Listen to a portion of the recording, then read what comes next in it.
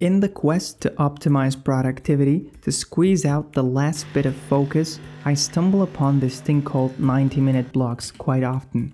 Can breaking your work into more focused 90-minute chunks really be that beneficial? And if so, how does it work? Is there something about work rhythm and how the brain functions that makes this unique strategy stand out? See, in this hyper-connected world, loaded with notifications, alerts, and distractions, we're overstimulated. Most take pride in multitasking, which is exactly killing your focus. Instead of using its full potential on one single task at hand, which is divided and spread it across. The brain needs an interval of activity and then a sufficient interval of rest to sort of replenish its energy. We can't just go and push through fatigue at all times. We're often bad at recognizing this, and we often take pride in pushing through fatigue. But even if you're able to sustain that for some amount of time, the results are suboptimal. If you don't give your brain the required rest, it will not perform optimally. I've read a lot of books on productivity, and this thing called 90-minute blocks seems to be popping out everywhere. But what is it exactly, and how does it work? You're probably familiar with the circadian rhythm, which is the 24-hour cycle within which your body adapts. So you wake up, you feel very good, focused and alert, and then slowly as you go throughout the day, your energy declines and then you're ready to sleep, rest and digest state, right? Now in productivity, there's this thing called Ultradian Rhythm. It came with the exploration of the BRAC cycle, which stands for the basic rest activity cycle in the brain. It was researched by Nathaniel Kleitman in the 1960s. What it describes is how the brain works in 90 to 20 minute intervals. It's a recurrent cycle of 90 minutes of brain activity or arousal with a 20 minutes of needed reset or a rest of lower activity. So our body and brain operate within smaller 90 to 20 minute cycles in the full 24-hour cycle. Science says that taking about 90-minute work block is aligned with our biology. It's sort of the maximal extent to which we can hold a very sharp focus and attention and work hard. It seems to be the ideal work duration for most. During such an intense bout of 90-minute work, your brain uses a lot of metabolic energy, after which it needs a reset. So taking about 10 to 30 minutes of restoration, doing simpler, lightweight activities is a must to be able to continue working hard. Do not skip restoration. Restoration is critical to be able to shift your focus back. If we're really performing deep work, taking breaks should be seen as something productive rather than lazy.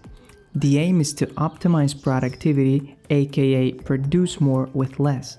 Pushing through countless hours of work results in fatigue, taking our sharp focus that should be our top priority away. Before we continue any further, let's define three things: focus, attention, and momentum. Attention, or the ability to pay attention, means to be present, to respond to a stimuli.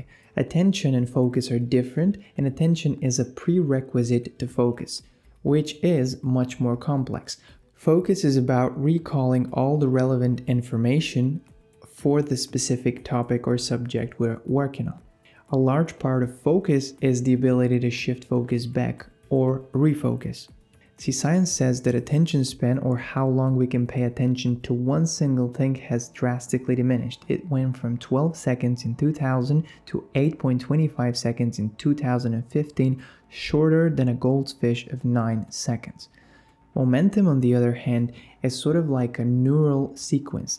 It's a flow of thought. So when we focus on a given subject, we build momentum, so these thoughts and ideas sort of flow very smoothly.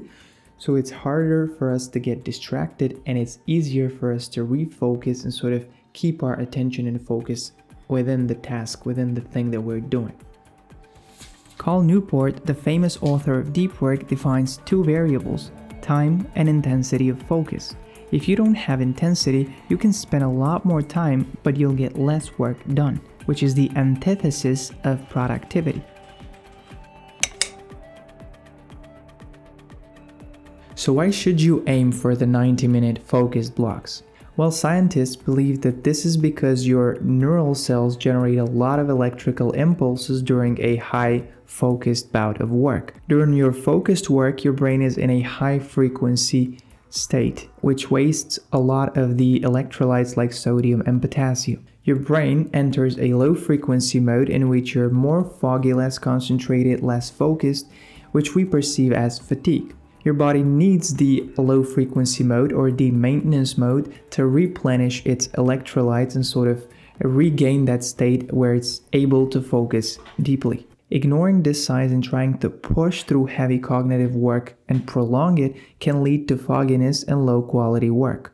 If you continue working, your body can run into a stressed or fight or flight mode even more, which means you're less likely to think clearly. For the 90-minute sprint to work, there are 2 rules. First thing is distractless environment.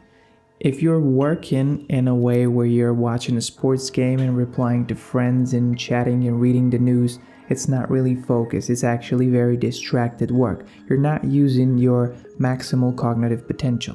It's way different than focusing deeply on one specific task at hand for 90 minutes. Splitting your focus or multitasking is taking a lot away from your mental energy, so your time, attention, and focus. Multitasking or splitting your attention is degrading your focus. It takes away from your precious mental energy, time, and attention. To really get in the flow, you want to be in a distractless, almost boring type of environment, making the task you're focused at pretty interesting and fun to work on.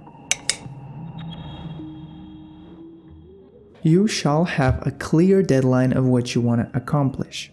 Many times I actually structure my work so it's doable within a 90-minute chunk of focused work. In a way, setting your clear goals like that adds a little bit of a rush of cortisol and adrenaline, which makes you surprisingly way more efficient. You know the time will be up in a few minutes, so you really need to focus to get that task done. You can't really be checking social media and watching the news, and there's no slugging around.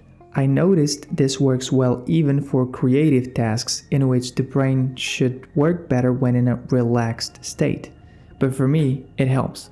It seems like directing your attention and having a little time component in which you have to do it does wonders. You find a more efficient way to do stuff quicker.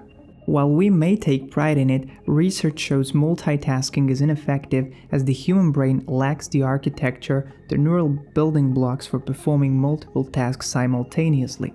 Additionally, there is the task switch cost, which reduces performance accuracy and speed due to shifting from task to task. If there's one thing to take from this video is take breaks. Your brain needs the reset to refuel itself again so it can focus.